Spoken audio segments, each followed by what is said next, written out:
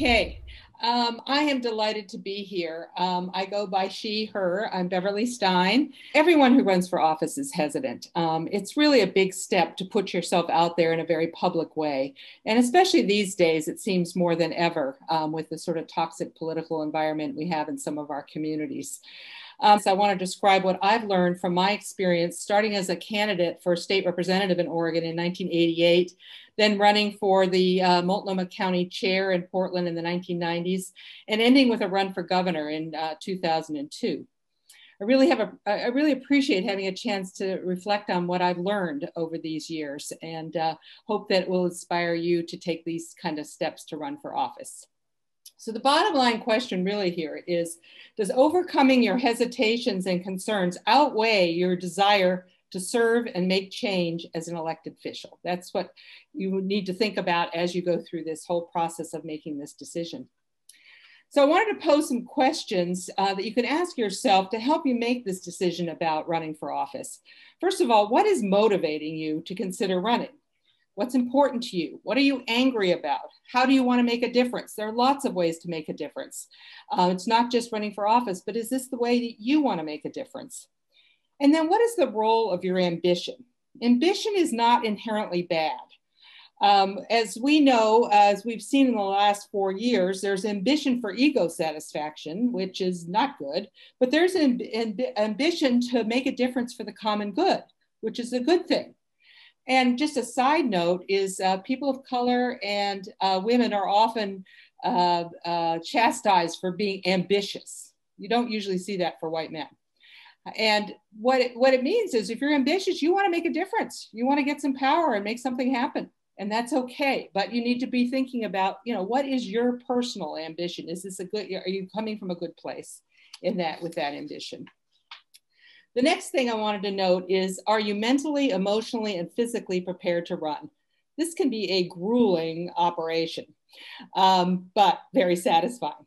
And you just need to look inside and say, am I ready to be brave enough to push through my fears and my shyness to accomplish your hopes for a better future for the community?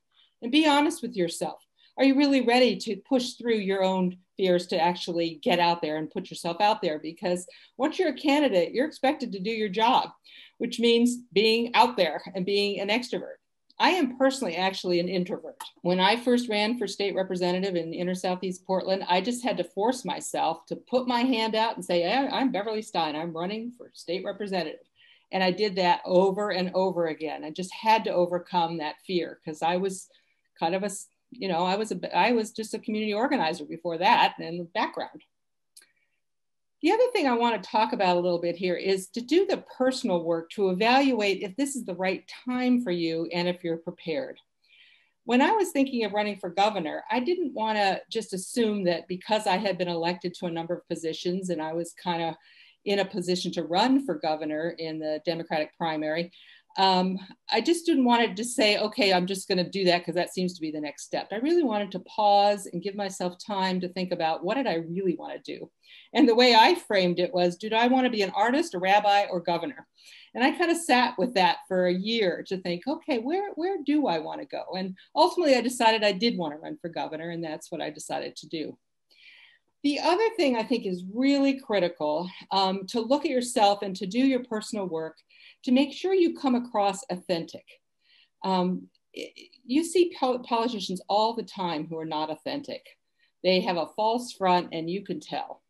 And a lot of times that has to do with the degree to which a person has done their personal work to feel the internal confidence and sense of self so that they can project themselves as an authentic person with an authentic message. The other thing I think is important is to ask your friends what they think about you running. And I suggest two different kinds of friends. One is the people that just love you and want you to be happy and have a good life and don't care if you're ever elected to anything, but they just want you to be happy. And then there's another group of friends who really want you to run because they think you're a vehicle for projecting progressive viewpoints that they want to have heard.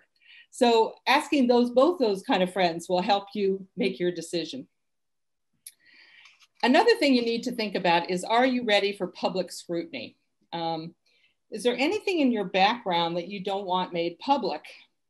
because it will be exposed. These days more than ever, especially if you've been on social media for a number of years, this is good. Things are going to come out. I mean, we've seen that very recently.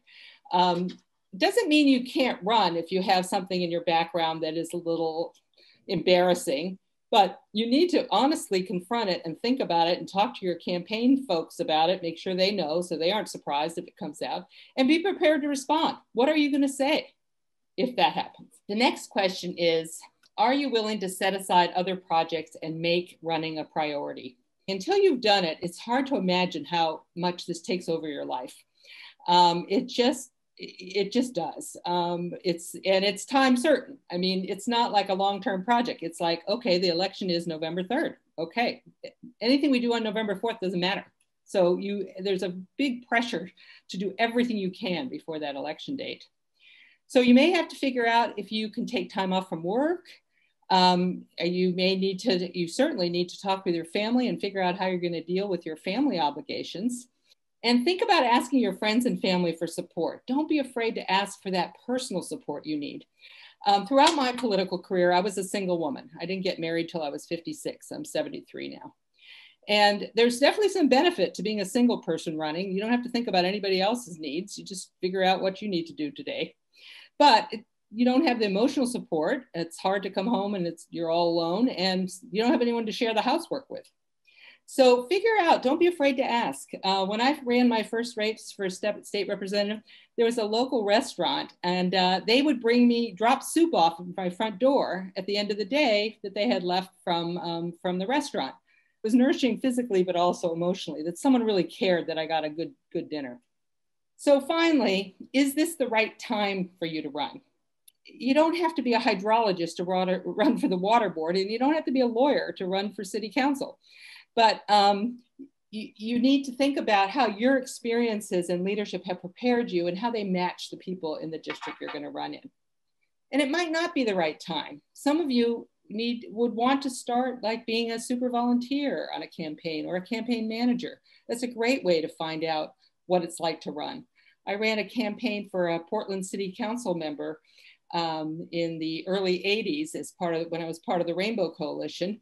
And I got to go around with him and see what it was like to run for office. I thought, well, maybe I could do that.